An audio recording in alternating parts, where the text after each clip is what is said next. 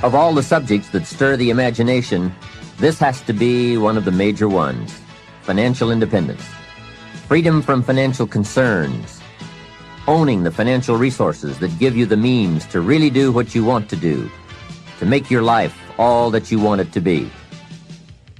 We don't have time to go through all the interesting ideas that have been written and discussed on the subject of financial wealth, but I will offer you a few major ideas that have really made a difference in my life, financially and otherwise. Mr. Shove said to me that he thought it was a worthy goal to become financially independent for three major reasons. First, with money no longer a time-consuming consideration, I could then begin devoting heavy time to all the other dimensions of my life. Second, he suggested I become financially independent because it would tremendously increase my ability to help others. Only from positions of strength, including financial strength, can we help someone else.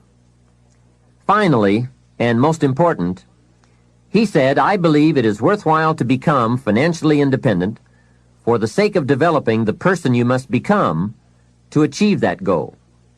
What a major secret he taught me.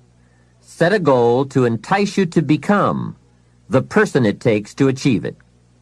Reaching the goal is the lesser value. The primary value lies in the person you become by reaching it. You see, it's not the $1 million that's most important. It's what you must do and become in order to be a millionaire. We're all aware that many people feel that we must be careful of focusing on money or affluence or abundance, that in it or in the pursuit of it there is danger. We often hear quoted from the Bible, the love of money is the root of all evil. And I do agree. If you make money your love, and you pursue affluence to the exclusion of or at the expense of other values of life, you have lost, not won. However, let us consider this question. If you could do better, should you? That's not a bad question. In the time allotted to labor, in the time given to economics, care for family, success, achievement, productivity, the creation of value, the development of skills and creativity, if you could do better, should you? I think that one of the greatest satisfactions of living life to the fullest is doing the best you can with whatever you have. Doing less than your best has ways of eroding the psyche. We seem to be creatures of enterprise. Surely it is the reason for the seasons. The soil and the sun and the rain and the seed all say, what can you do with us? The seasons say, do you have the genius to make something unique of us? Life says, here's the raw material. What splendid things can you produce from all there is? So, go for high productivity, the full employment of your genius, the full development of your potential in all areas of your life, including earning money. That is the essence of life. Truly sophisticated people know it isn't the amount that counts. It's doing all that you can with all you've got that counts.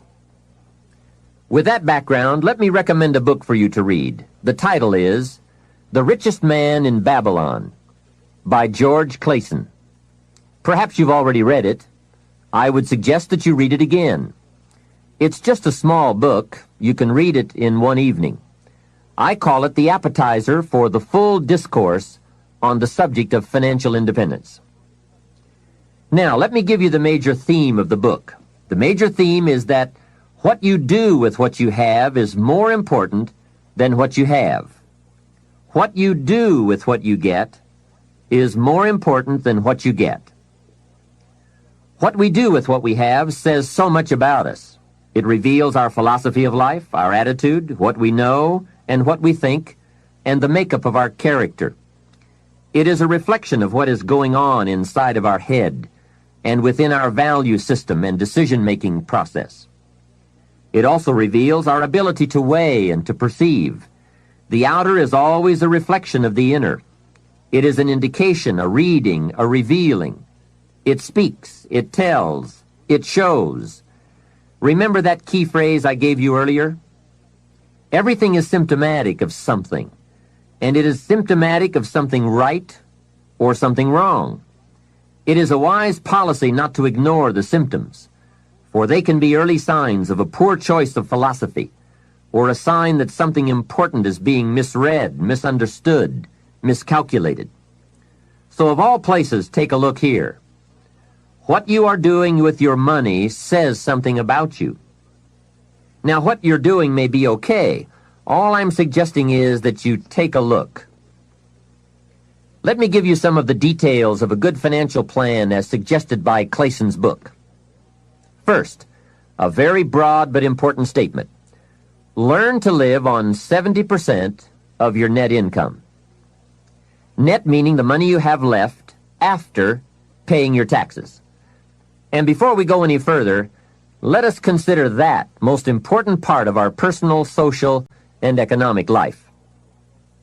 We must all in our lifetime, whether we are young or old, understand the necessity and the practice of paying taxes. We have to teach our children as soon as they have any money at all from any source that if they spend it for anything, they immediately become what we call a consumer. And all consumers of goods and services, no matter how young, have to pay taxes. In California, where I live, if a child is only 10 years old and goes to the store to buy something that costs $1, the proprietor asks him for an extra 6 cents. The child may look at the price tag and say to the proprietor, "But it says $1. What's the 6 cents for?" And what a great time to teach the necessity for everybody to pay taxes, even at age 10. So a full explanation is due. If you're going to take 6 cents off a kid, you've got to tell him where it goes. After all, it is his 6 cents. He could well ask the proprietor, "Do you keep it?"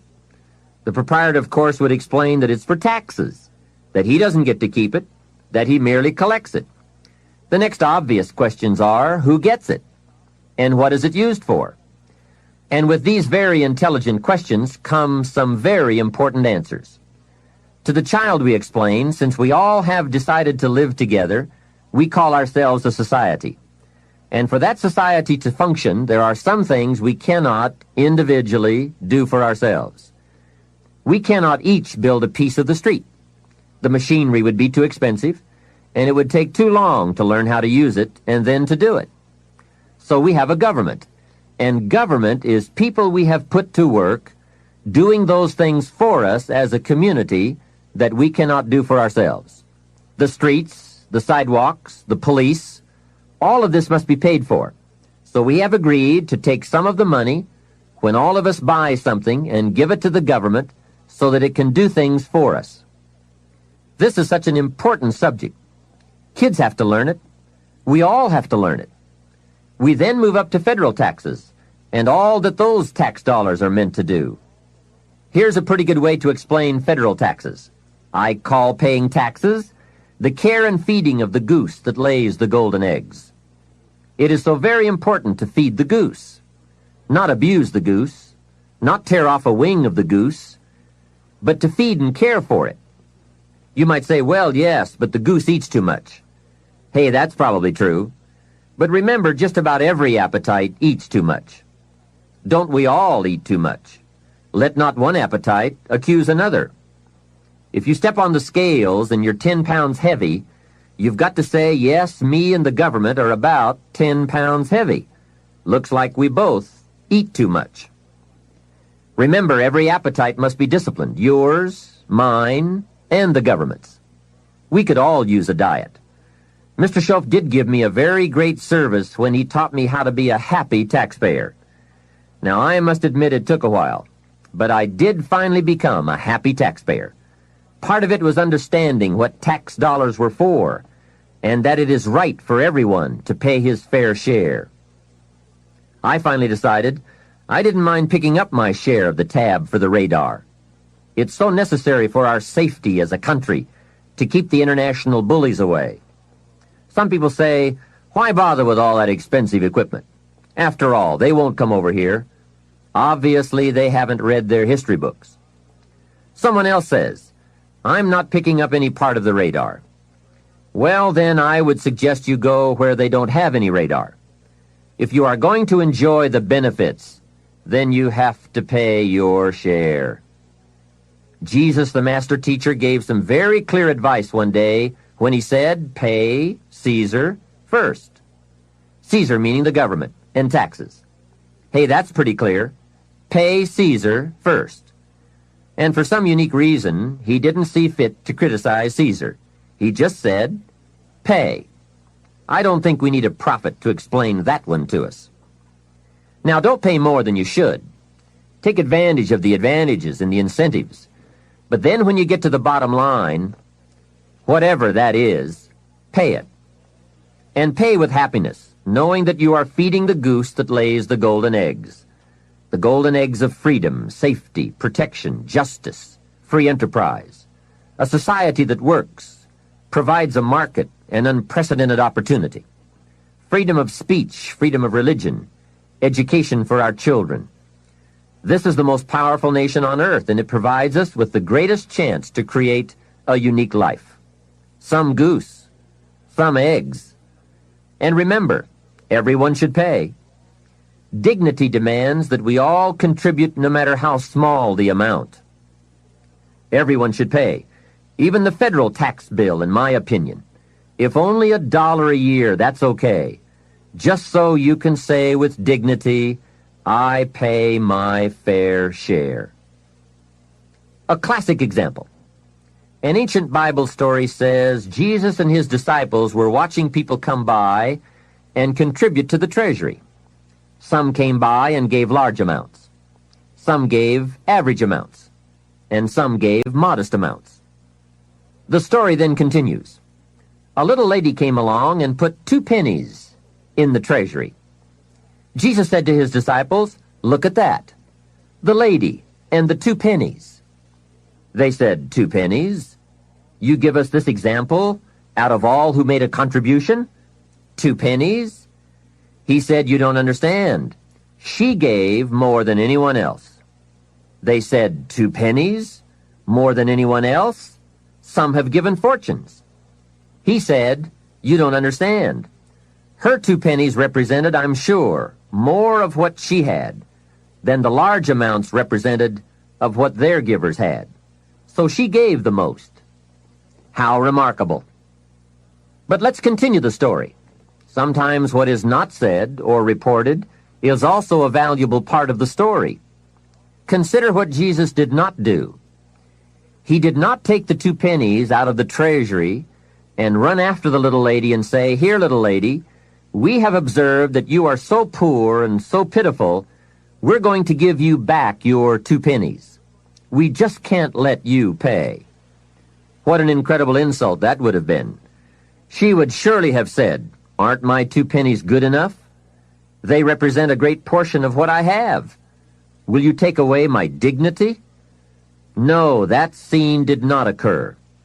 And what a meaningful lesson. We learn from what did not happen as well. Let me give you the eloquence of silence, the eloquence of what was not reported but certainly must have been true.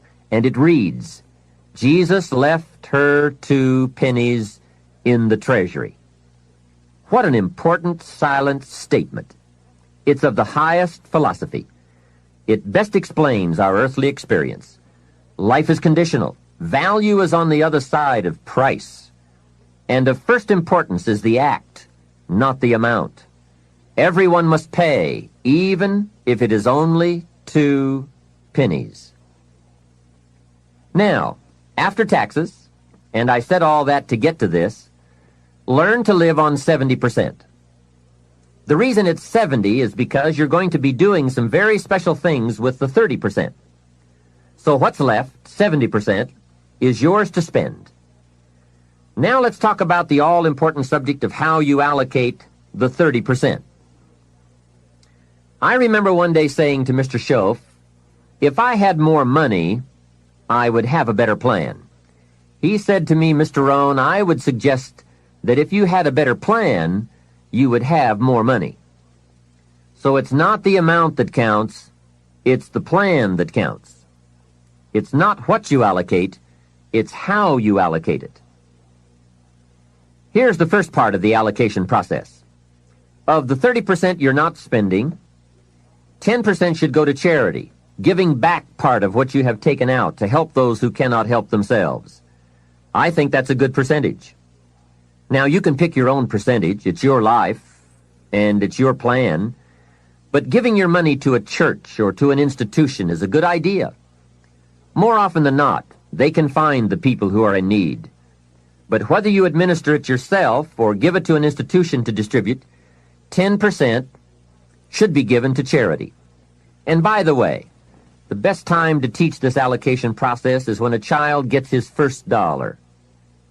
Take him on a visual tour. There's nothing better than visual to illustrate what you're trying to teach. Take him to where some very unfortunate people live who cannot take care of themselves. Kids have big hearts. If they see the problem, they won't have any trouble giving a dime out of every dollar. And one more thing. The time to start this is when the amounts are small. It's pretty easy to flip a dime out of a dollar, and it's a little more difficult to give away 100,000 out of 1,000,000. You say, oh, if I had 1,000,000, I'd give 100,000. I'm not so sure. That's a lot of money. Best we start you early, so you will have the habit before the big money comes your way. Now, here is what to do with the next 10%. Set aside 10% for capital you manage. That is, capital you find ways to utilize. Do some buying and selling yourself. Buy something, fix it, and sell it. Engage in commerce, even if it's only a part-time venture. Your home is a major capital project. In my opinion, we should all engage in capitalism in this country. Here, we believe capital belongs in the hands of the people. Communism teaches that capital belongs in the hands of the state. That's a great difference in ideology. I guess communism feels that humans are too dumb and stupid to know what to do with capital, so it should all be given to the state. Let the state run everything, and let the people meekly show up for their work assignments. In our country, we believe the genius to know what to do with capital resides in the populace, the people, the genius to come up with ideas for goods and services brought to the marketplace. It has built a dynamic enterprise known as capitalism and has created opportunities in abundance. And again, remember this thought. The best time to teach capitalism is when a child is old enough to be stimulated by ideas for goods and services. Kids learn the concept of performing services in exchange for capital early, right? They mow the lawn, help in the house, earn an allowance. But take it a step beyond that, as soon as possible. They will pick it up fast. Kids ought to have 2 bicycles, one to ride and one to rent. It doesn't take much to be in business. It doesn't take $1 million. And the same business principles apply whether it is a bicycle business or General Motors. Show kids how to buy a bottle of soap for $2 and sell it for $3. Right in the neighborhood. It's called capitalism in action. Profits, products, and services brought to the marketplace. It is most exciting once you understand the mechanics and the dynamics. It's the stuff of which fortunes are made. And teach kids the advantage of being kids. Some people will buy from you just because you're little. So you must get on with it. You won't be little forever. So Johnny goes a few doors down from your home in the neighborhood and knocks on a door. Mrs. Jones answers, and Johnny says, Mrs. Jones, I have this bottle of soap. It is the best there is. My mother uses it, and lots of people I know wouldn't use anything else. You should really have some. It only costs $3, and I'm your neighbor, so I can take care of you. And besides, I'm little. There, isn't that simple? Commerce in action. Capitalism at its foundation. You see, the only danger in capitalism is if capital gets in the hands of too few people. As long as it is in the hands of the many, it is a dynamic force for profitable and exciting enterprise. Back to our story. Mrs. Jones says, Johnny, I appreciate your coming by, and I think your product is unique, but really, to be honest with you, I have plenty of soap. Johnny says, let me come in and check. Hey, kids know how to overcome objections. They have been mastering that skill all their lives. Johnny knows how to get in the door. Mrs. Jones says, you've got me. I'll be a customer. Now, when he comes home, you must get ready to teach all the other principles of enterprise and successful living. The two should go together. First, Johnny says, I've got $3 to spend, and you point out the obvious. If you spend all $3, you will be out of business. He says, I can see that. Then you explain, you must set aside $2 to invest in another bottle of soap. You can't spend your capital. Capital must be carefully preserved. What would you think of a farmer who ate his seed corn?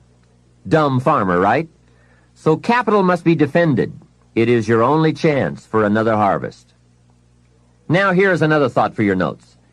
Make sure you turn part of your income into capital. I would suggest 10%. And use that 10% yourself to give your own skill a chance to do something remarkable in the marketplace. No telling what genius lies, unused, waiting for the spark of opportunity. It is part of the path of fortune. Use this thought. Why not work full-time on your job and part-time on your fortune? You can, you know. It's up to you. And you can't believe the feelings every day when you can honestly say, I'm working to become wealthy. I'm not just working to pay my bills. It makes a different kind of day.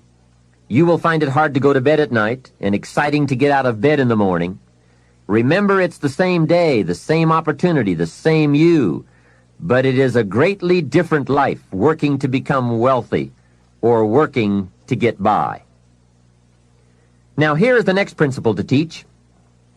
Johnny says, okay, I'll set aside $2 so I can stay in business and continue to make $1 profit. But I get to spend the $1, right? Now comes a most important opportunity. You must explain that if he spends that whole dollar, he will wind up broke and unhappy.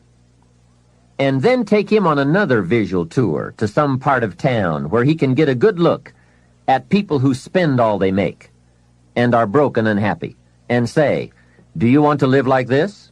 He will say, no.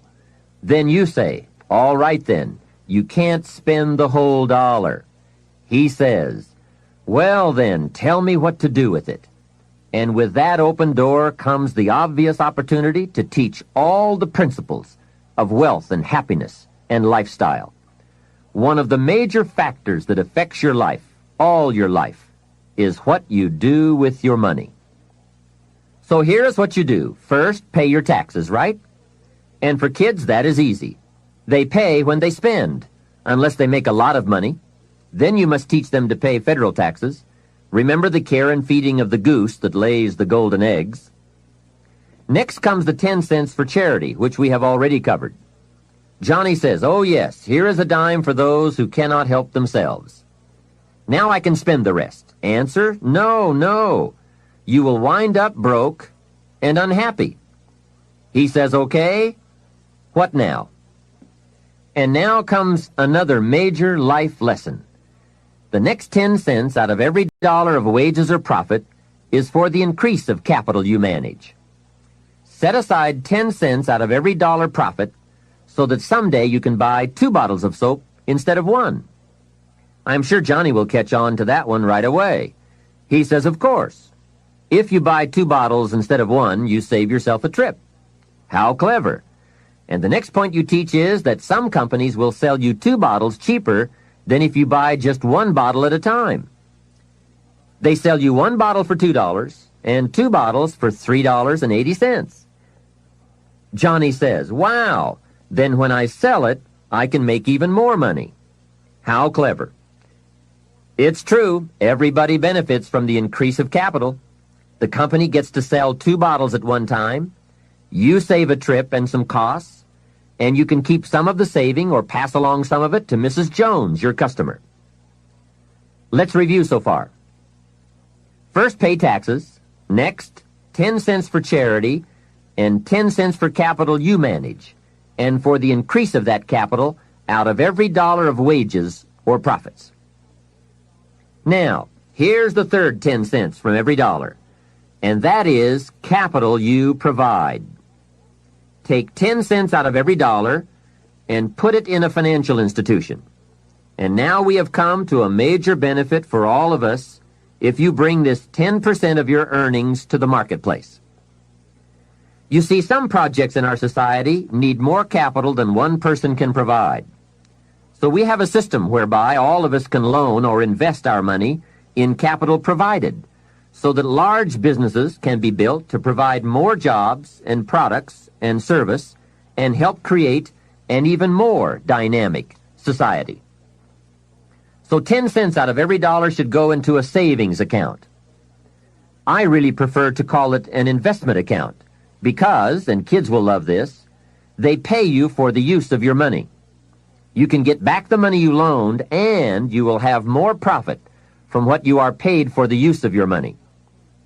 And be sure that you teach this, that if kids start this program from whatever they earn on a job or in engaging in enterprise or both while they are in their teens, by the time they are 40, they will be wealthy enough to be able to do what they want to do the rest of their lives, instead of all their lives doing what they have to do.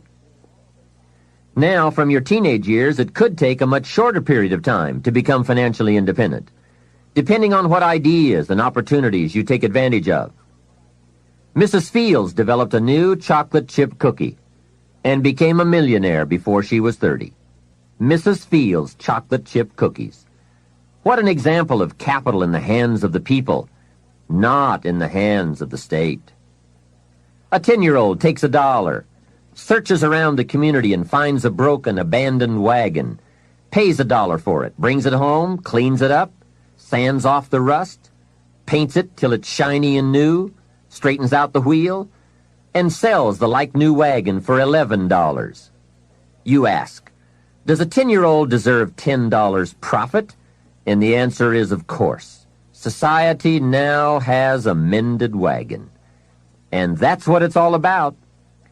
Find something and leave it better than you found it. Create a value. Build an equity.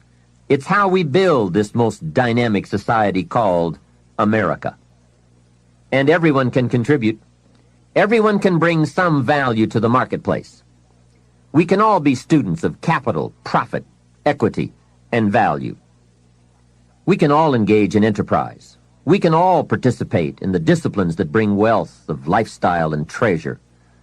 All of us and our children can build the most powerful and attractive society ever. We have the knowledge, the tools, the schools, the market, the resources. All we need is the will. Let each of us begin. Its riches are for the having. All of these principles in action furnish, to the best of my knowledge, the best soil from which to have a high chance for fortune and lifestyle at a very early age. It is so simple, but it is so powerful. Just try it. Just try it. You can always go back to the old way. But if you just try it, I predict you will be so excited about your new commitment and discipline for wealth that you will never turn back. What we're seeing here is that wealth is a matter of allocation, not opportunity, especially in this country. There are subtleties on both sides of any issue of health and sickness, the issues of success and failure. It is the subtleties that determine the direction and the destination. The major reason it is so subtle is because what you do in a single day or a single week or month doesn't seem to matter that much. But remember, as we said earlier, everything matters. Everything weighs something. Sophisticated people never say, it doesn't matter.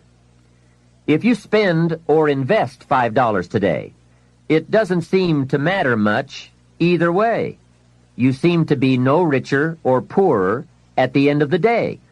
But it does make all the difference in the world as you save $5 every day, and the days accumulate into weeks and into months and into years. You see, it's the accumulated total of the allocation of each day that makes all the difference in the world, whether you become rich or poor, healthy or ill, successful or mediocre. Now back to Johnny. He is going to ask about his investment account, where he's putting 10 cents out of every dollar. What kind of interest do they pay kids? So you give him the blockbuster, same as adults. That will be almost unbelievable. At last he can be treated like an adult. getting that adult interest when you're only a kid.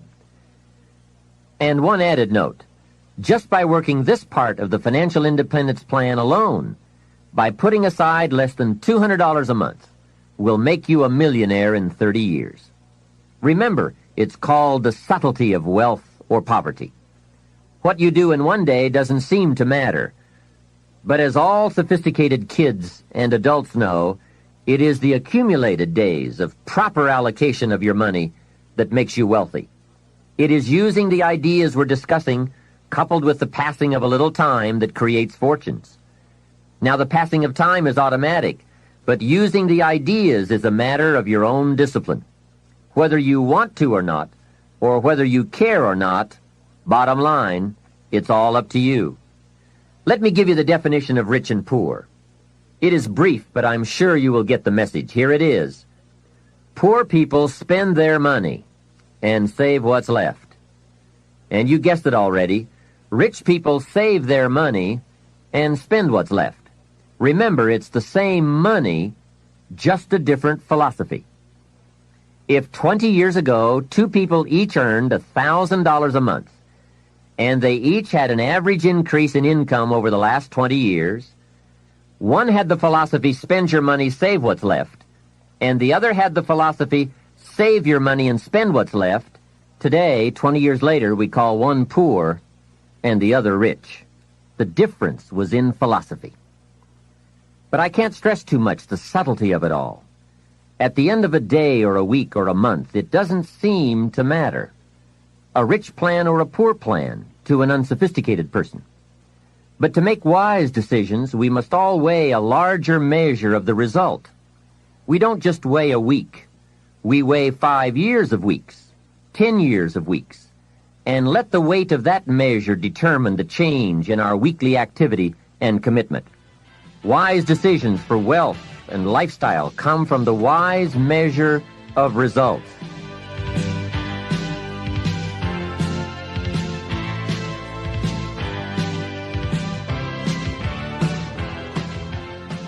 Hey, here is a great philosophy to learn and to teach, especially to your kids. They will love it. It is called the ant philosophy. You know, little ants. There's a Bible phrase that says, everyone, especially lazy people, should study ants. Ants are unique. Consider this. First, an ant will never quit. If he is headed somewhere, and you put your hand in his way, he will try to climb over, climb under, climb around. He keeps trying. If you let him go on his way, away he goes. And if you put something in his way again, he will try again to go over, under, around. And guess how long an ant will try? Answer, until he dies. So, an ant will never quit. What a philosophy. Next part of the ant philosophy. Guess what an ant has in the back of his mind all summer? Answer, winter.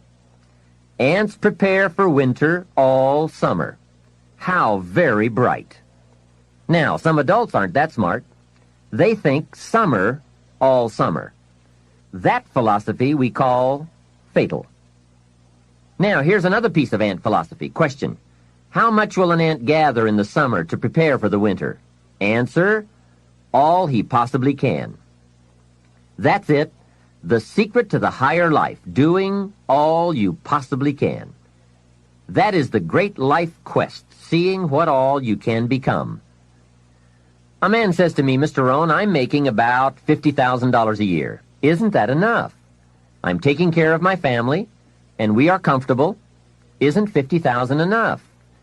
And my answer is, yes, it is enough, if it's the best you can do in the time allotted to labor and enterprise. However, if you are capable of making $500,000 a year and you only make $50,000, we call you loser. Remember, it's not the amount that counts. It's the extent of your reach that counts. If your best is $10,000 a year, that's enough. If your best is $1 million a year, that's enough. It's not the amount. It's your best we count.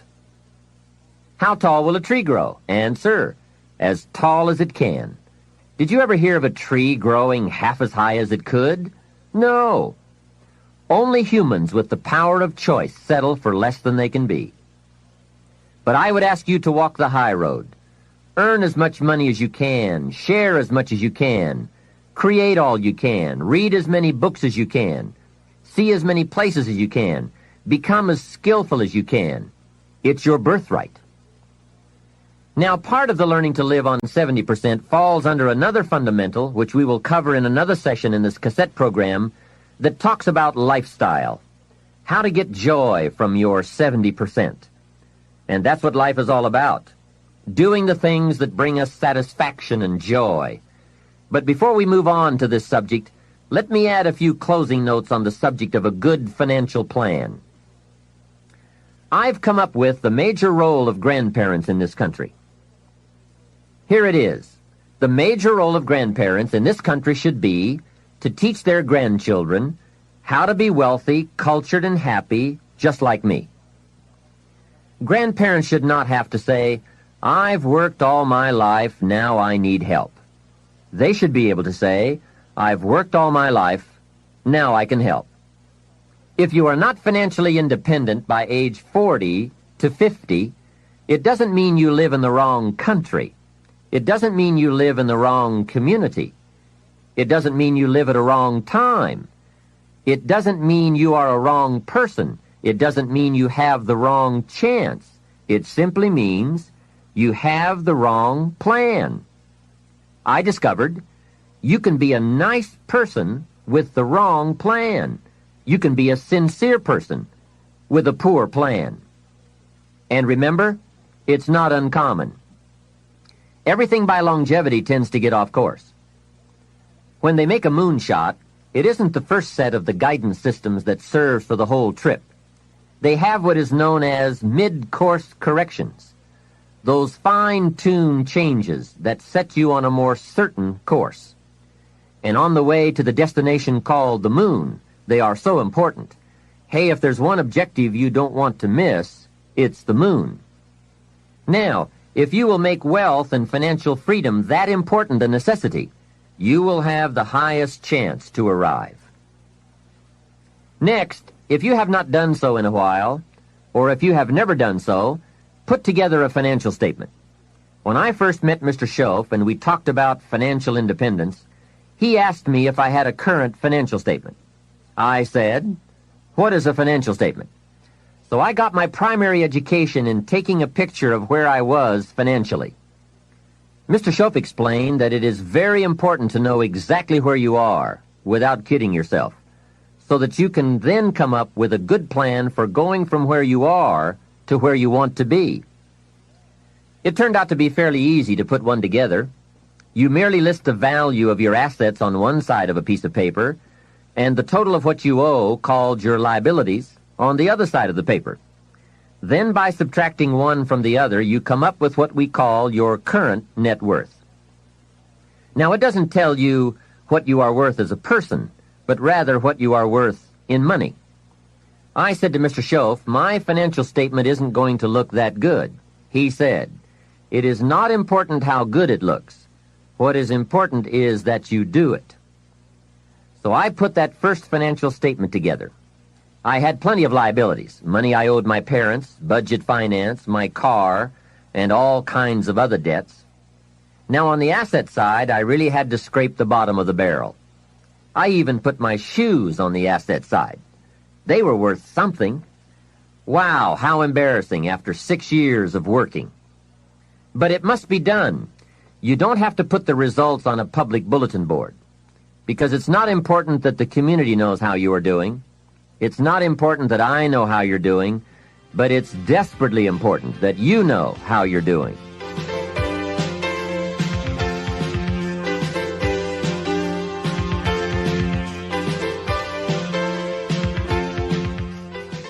Here are some other points. First, keep excellent books, not only for tax purposes, but for yourself, your financial future, and for your own sense of self-worth. Have you ever heard the expression, "I don't know where it all goes"? Well, from now on, make a new commitment to financial independence and to the value and the feeling that comes from knowing where it all goes and where it all comes from. It is just one of those important disciplines that cause you to prove to yourself that you are on a new road, walking in a new direction, becoming a new person, and arriving at a new destination. Without that effort, you will keep falling back. Hey, I found out you can make $5,000 a month and still go broke. You say, how could you go broke making $5,000 a month? It's easy. Spend $6,000. And when you make $5,000, spending $6,000 is not that difficult. Someone once said, if your outgo exceeds your income, your upkeep becomes your downfall. So, be the master over whatever you have and whatever you are. That's where the seeds of greatness are sown. Great wealth, great health, great results, great influence, and great lifestyle. Take interest and even delight in doing all the small things well. It makes you a sophisticated person who knows where the beginnings of wealth and happiness are. There's a Bible phrase that we could quote here that would be appropriate. It says, if you will be faithful over a few things, the small things, you will someday be ruler over many things and major things. That's it. That's the philosophy that counts. Surely life is reluctant to hand a fortune to someone who constantly messes up his paycheck. It's not the amount that counts. It's the plan and the faithful discipline of that plan that counts. The disciplines are those ingenious keys that unlock the door to the kind of person we really want to become. And becoming attracts all those treasures and values that most anyone would call the good life. Life in abundance, life in productivity, life in enterprise, life in influence, life in style. Now, to wind up this rather lengthy subject, let me close with this. Mr. Schultz's best instructions to me in those early years were to develop a new attitude about myself, and a new attitude about all the principles that it takes to make life unique. Develop a new attitude about taxes, about paying your bills, about the marketplace, opportunity, your chances, wealth, activity, prosperity, service, productivity. Let me give you a good example of my old attitude. I used to say, I hate to pay my taxes. Schultz said, well, you can live that way if you want to. That's one attitude. I was a bit perplexed. I thought it was the only attitude. How strange. I used to say, I hate to pay my bills. And he said, well, you can live that way if you want to. I thought it was the only way. I used to say, I hate to part with my money. He said, that's one choice for lifestyle and attitude. I thought, could it be that there is another way to feel about it?